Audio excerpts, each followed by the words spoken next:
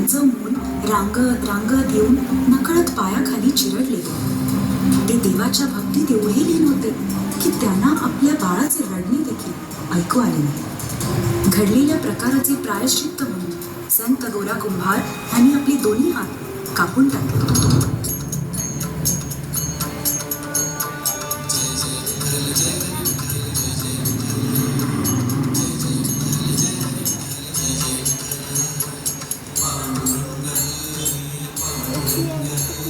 दार बी उघडे जात आहेत. संत गोरा कुंभारांचे उदरनिर्वाहाचे हाल होऊ लागले, पण त्यांनी कधीही देवाची भक्ती सोडली नाही.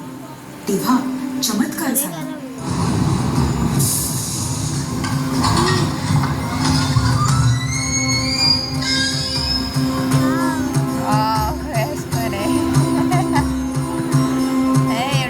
स्वयं देव विठ्ठल आणि देवी रुक्मिणी त्यांच्या घरी मजूर म्हणून काम करू लागले आणि त्यांचा व्यवसाय पुन्हा भरभराटीला येऊ लागला. ही कहाणी एक निस्सीम भक्तीची आणि देवाचे भक्तावरील विलक्षण प्रेमाचे जिवंत उदाहरण आहे.